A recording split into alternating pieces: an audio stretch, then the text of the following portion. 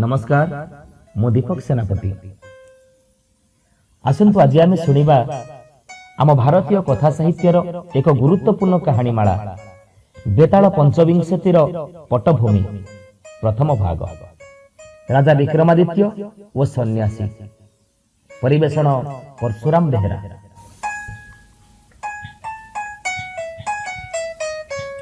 बहु वर्ष पूर्वे आम भारतवर्षर उज्जयिनी राज्य राजूती करुथिले जने प्रसिद्ध राजा। तांकर नाम थिला विक्रमादित्य। से जने दक्ष शासक, ज्ञानी, विचारवंत तथा साहसी राजा थिले। तांका शासन काल रे प्रजा माने सुख शांति रे कालातिपात करुथिले। तेणु विक्रमादित्यंक समय काल को सुवर्ण युग कहा जायछि। दिने राजा विक्रमादित्य सभासदंक गहन रे उपस्थित थांती। एतिकी बेले जने सन्यासी आसी सेठारे पहुंचिले। राजा तांको यथोचित सम्मान सहकारे आसन ग्रहण करने अनुरोध कले। मात्र सन्यासी जनक राजांक हाथ को गोटे पाचिला फल उपहार दे नीरव चली गले। एई फलटी कौन, ए फल देवार उद्देश्य कौन राजा जानी पारले नहीं। तेबे राजा तांकर अमात्य को सेई फलटी को गोटे कोठरी रे रखी देबा को निर्देश देले। तहियार दिन मध्य सन्यासी आसिले। ठीक सेमिति फलटी राजा को देई चली गले। एमिति केतोटी दिन एमिति चलिला। दिने राजांक हाथरू सन्यासी दउथिबा गोटे फल तळकु खसी पड़िला। फलटी तळे पड़ी फाटिगला आउ ता भितरे उज्जवल रत्न थिबार जना पड़िला। राजा आश्चर्यचकित होई सेठी को परीक्षा करी देखिले। खूब मूल्यवान रत्न। से कौतूहली है अन्य फल गुड़ी को मध्य काटी देखिले। सबुथिरे सेमती गोटे लेखाएं रत्न अछि। परदिन जेतेबेले सेही सन्यासी पुणी राजदरबार रे पहुंचिले। राजा तांकु एकांत को डाकी नै फल भितरे रखी एमती रत्नटी मान उपहार देबार कारण पचारिले। सन्यासी कहिले, राजपरिषदंक सम्मुख रे रत्नटी मान उपहार देबाकू मु उचित मने कली नाही। तेणु एमिति भावरे सेगुडी को मु आपनकु भेटी देबाकू चाहिली। ए कथा सुनी राजा ए सब देबार कारण जिज्ञासा करन्ते सन्यासी कहिले, मु आपनकर एक विशेष सहायता कामना करूची, जहा कि अन्य कहारी द्वारा ताहा संपन्न होई परिबो नाही। कारण मु चाहुथिबा कर्म अनुष्ठान निमंते केतक सुलक्षण समेत असाधारण साहस, धैर्य और बुद्धिमतार आवश्यकता रहिछि, जहा कि आपणक पाखरे ही से सबु अछि। राजा सन्यासी को सहायता करबा निमंते राजी हेले।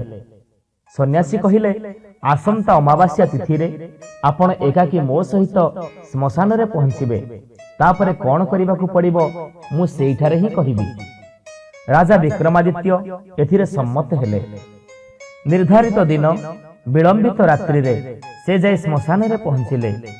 साधु कहिले, हे राजा, एई श्मशान रो अनति दूर रे थिबा एक प्राचीन वृक्ष रे झुलुथिबा सबटी को एठाकू नेई आस। किंतु हे राजा, गोटिए कथा मने रख, सबटी आपणक कांधरे थिबा पर्यंत आपण पदे हेले भी शब्द उच्चारण करिवे नाही। राजा सन्यासी निर्देश रे से वृक्ष आड़क अग्रसर हेले। निशा गरजुଥାଏ। तुहा को तुहा हिमाल पवन सांग को आरंभ हो जाइथिला मृदु मृदु वर्षा। बणबुदा भितर भासी आसुଥାଏ साई साई शब्द। स्वान स्वापदंक रडी सांग को सुभी जाउଥାଏ अशरीरी मानंकर अटहास्य। घन घन बिजुली आलुअरे दिसी जाउଥାଏ भयानक मुहटी मान। किंतु राजा विक्रमादित्य तिले मात्र विचलित न होई से प्राचीन वृक्ष निकट में पहुंचिले। वृक्षारोहण करी गछरे झुलुथिबा सबटी को उतारी आनिले। से ताको निज कांधरे पकाई सुनसान श्मशान पथरे अग्रसर हेले। राजांक कांधरे थिबा सब मध्यरे एक बेताल प्रवेश करिथिला। से हठात अटहास्य करी उठिला। मात्र राजा चमकी पड़िले सत, किंतु साहसर सहित पचारिले, किए तुमे? हसिबार कारण कौन? राजांक पाटिरु शब्द बाहरिबा मात्रे तांकर नीरव रहिबार शर्त भंग हैला। जहा फल रे सबसह सबस्थित बेताल राजांक कांधरु खसी जाई पुनर्बार वृक्षराल रे झुली पड़िला। राजा सेठरू पुणी फेरीगले से प्राचीन वृक्ष निकटकू।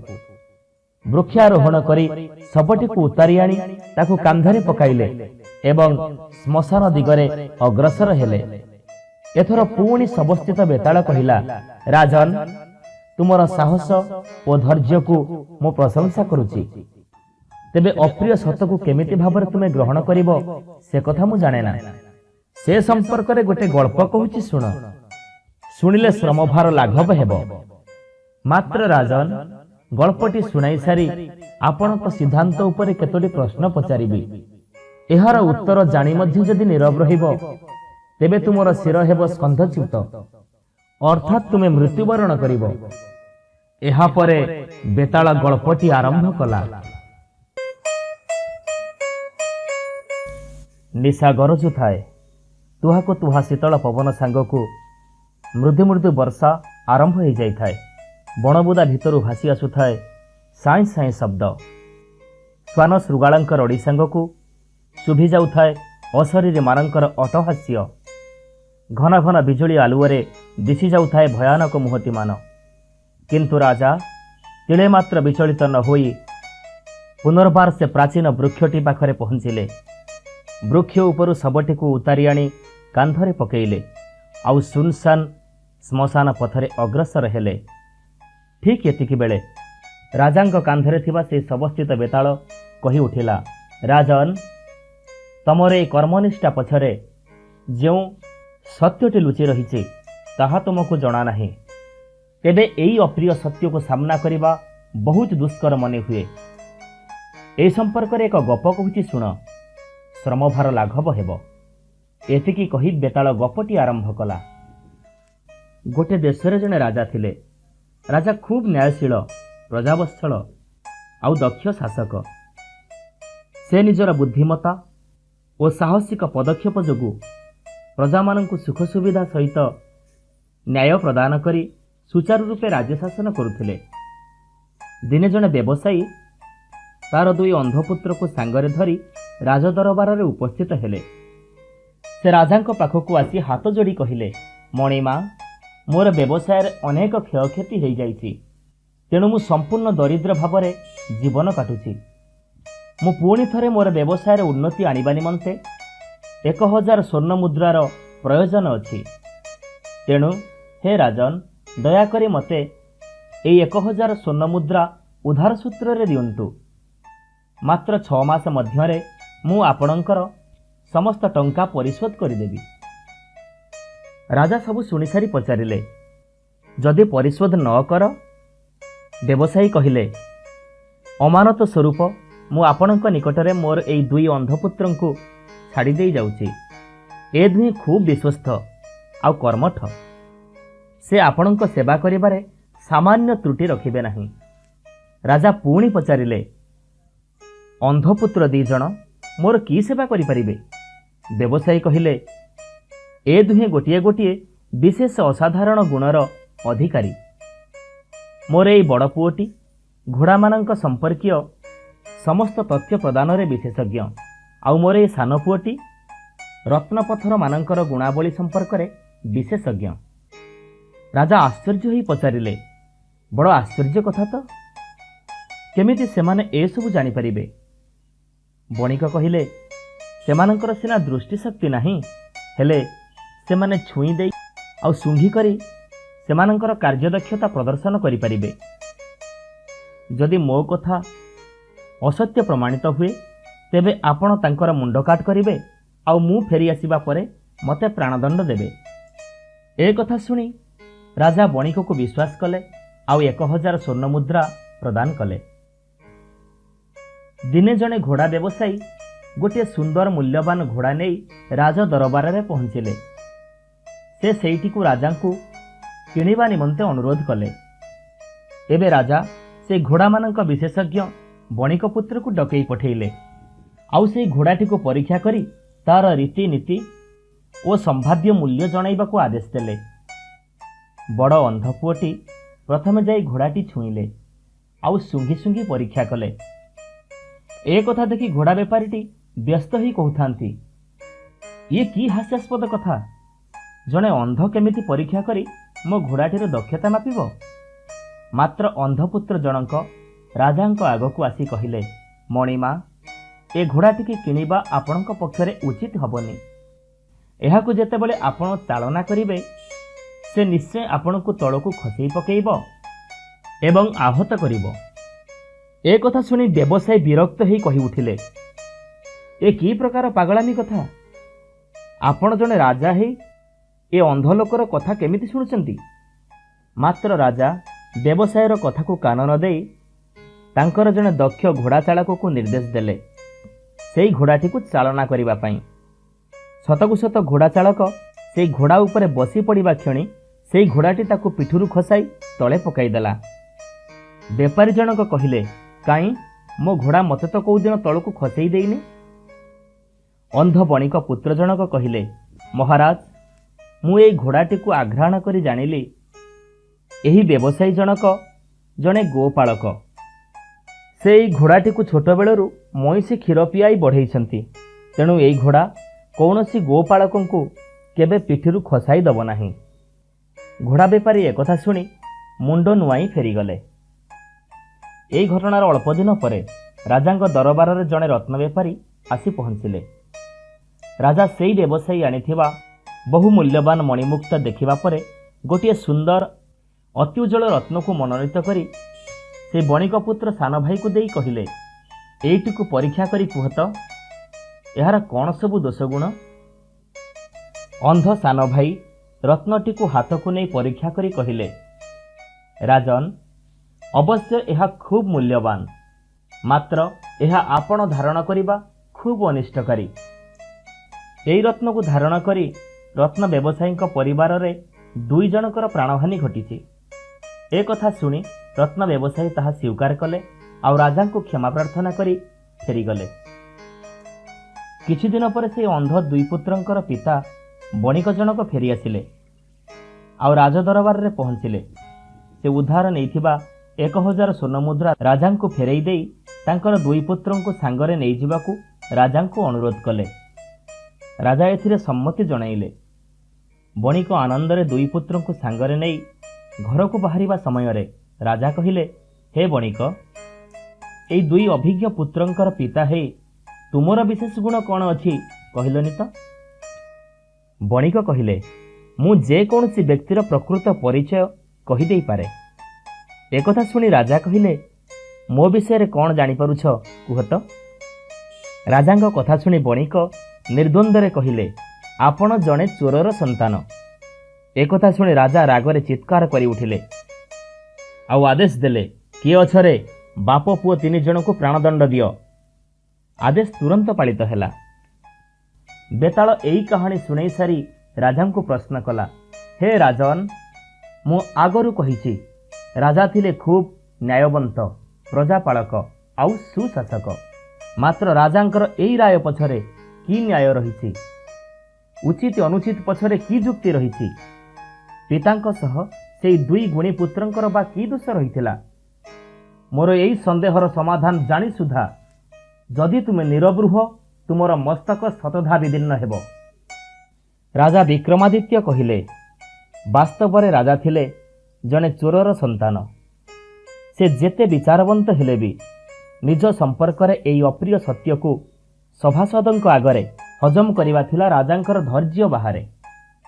ସେହି 3 ଜଣ ଅସାଧାରଣ ଗୁଣସମ୍ପନ୍ନ ବ୍ୟକ୍ତିମାନେ ତାଙ୍କର ବ୍ୟକ୍ତିଗତ ଓ ରାଜ ପରିବାରର ଅନେକ ଗୁପ୍ତ ସତ୍ୟ ଜାଣିଯାଇଥିବା ସନ୍ଦେହ ରାଜାଙ୍କ ମନରେ ଉଙ୍କି ମାରିବା ସ୍ୱାଭାବିକ। ସେସବୁ କାଳେ ସେମାନେ ବାହାରେ ପ୍ରକାଶ କରିଦେବେ, ସେହି ଭୟରେ ରାଜା ସମସ୍ତଙ୍କୁ ଦୁନିଆରୁ ବିଦାୟ ଦେଲେ। ଏହାଛଡ଼ା ସେ ବଣିକ ଜଣକ ଥିଲା ମୂର୍ଖ। ସେ ଅନ୍ତତଃ ଚିନ୍ତା କରିବାର ଥିଲା ଯେ ସେ କାହା ଆଗରେ କ'ଣ କହୁଛି। ତାର ଅପରିଣାମଦର୍ଶିତାର ଫଳ ସମସ୍ତଙ୍କୁ ଭୋଗିବାକୁ ପଡ଼ିଲା। ରାଜାଙ୍କ ଉତ୍ତରରେ ବେତାଳ ସନ୍ତୁଷ୍ଟ ହେଲା। ମାତ୍ର ରାଜାଙ୍କର ମୌନ ଭଙ୍ଗ ହେବା ମାତ୍ରେ ଶବ ଓ ଶବସ୍ଥିତ ବେତାଳ ରାଜାଙ୍କ କାନ୍ଧରୁ ଖସିଯାଇ ପୁନଶ୍ଚ ବୃକ୍ଷ ଡାଳରେ ଝୁଲି ପଡ଼ିଲା। ନମସ୍କାର, ମୁଁ ଦୀପକ ସେନାପତି। ଆଜି ଆସନ୍ତୁ ଶୁଣିବା ବିକ୍ରମ ବେତାଳର 3ୟ ଅଧ୍ୟାୟ। ପରିବେଷଣ ପରଶୁରାମ ବେହେରା। ନିଶା ଗରଜୁଥାଏ, ତୁହାକୁ ତୁହା ଶୀତଳ ପବନ ସାଙ୍ଗକୁ मृदु मृदु वर्षारे भिजी चली राजा विक्रमादित्य। बण बुदा भितर भासी आसुए श्वान शृगालंकर अस्वाभाविक स्वर। बिजुली आलोक दिशि जाउथाए भयप्रद मुहटी मान। मझिरे मझिरे शुभि जाउथाए अशरीरी मानकर अटहास्य। मात्र राजा विक्रमादित्य ए सबको खातिर न करी पुनर्बार लेउटी आसिले से प्राचीन शिरीष वृक्ष निकटकू। वृक्षारोहण करी झुलंत शबटी को उतारी आनी कांधरे पकाई चलिले श्मशान अभिमुखे। ठीक एतिकी बेले शवस्थित बेताल कही उठिला, राजन मु तुमर धैर्य आउ साहस को सम्मान दौची। तुमर विज्ञता मध्य कम नुहे। तेबे अन्य एक गप कहूची शुण, तुमर श्रम भार लाघव हेब। एतिकी कही बेताल गपटी आरंभ कला। मगधर राजकुमारी चित्रलेखा थिले असामान्य सुंदरी। एणु आखपाख राज्यर राजकुमार माने तांको विवाह करने इच्छा प्रकाश करुथिले। मात्र राजकुमारी सेमानंक भितरु काहाकु भी पसंद करिनथिले। समय गड़ी चलिला। राजकुमारी विवाह निमंते राजा और राणी खूब चिंतित हो पड़िले। दिने राणी राजकुमारी चित्रलेखा को पचारिले, कह झियो तू तो सबु राजकुमार मानंकु ना पसंद करुचु, तेबे की प्रकार योग्य पात्र खोजुचु मो निकटरे खोली कह।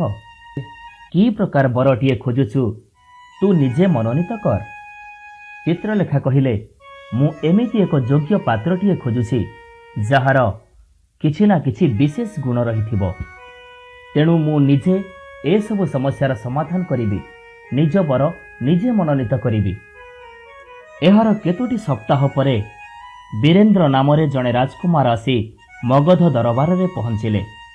से राजकन्या को विवाह करने निमंते प्रस्ताव देले।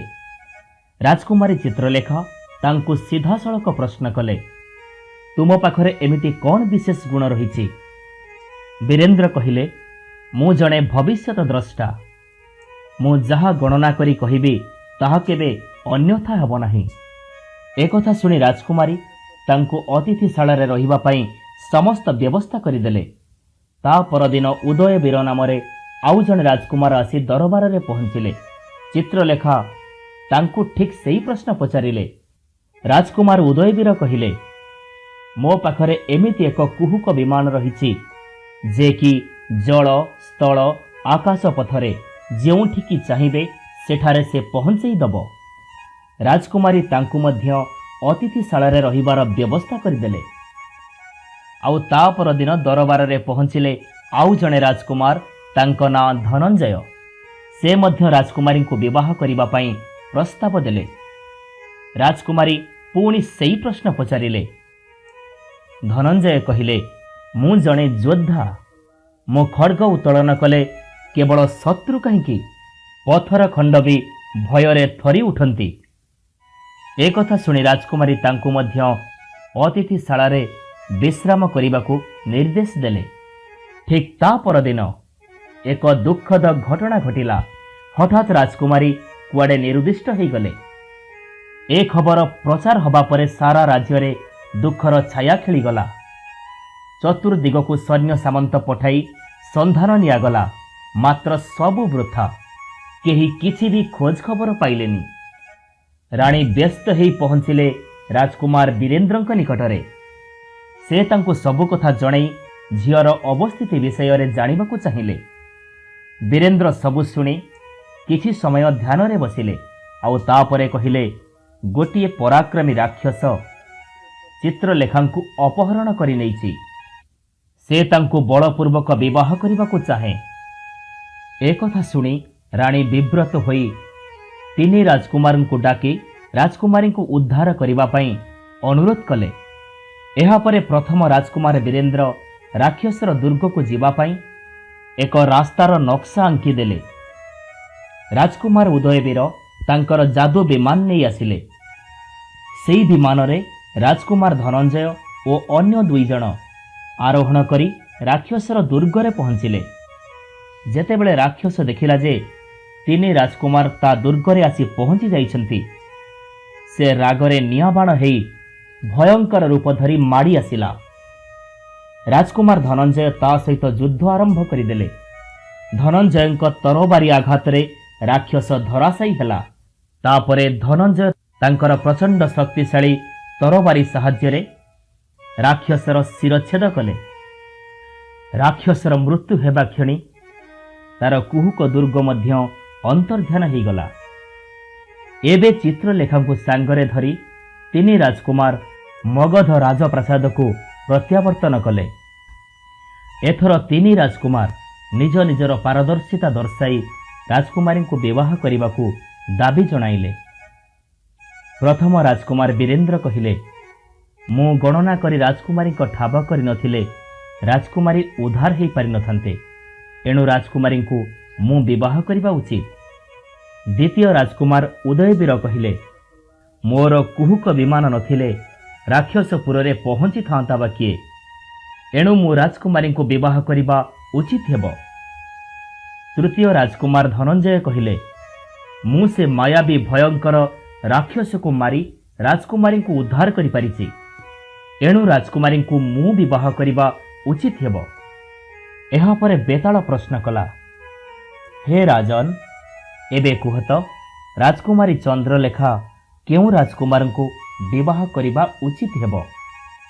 चंद्रलेखार उद्धार कार्य तो समस्तंकर समान अवदान रही। एई तीन जन राजकुमार मध्यरु चंद्रलेखा काहाकू स्वामी रूपे वरण करिवे? मो प्रश्नर सठिक उत्तर दियो। मो प्रश्नर उत्तर जानी जदि तुमे नीरव रहिब, तेबे तुमर शिर हेब स्कंधच्युत।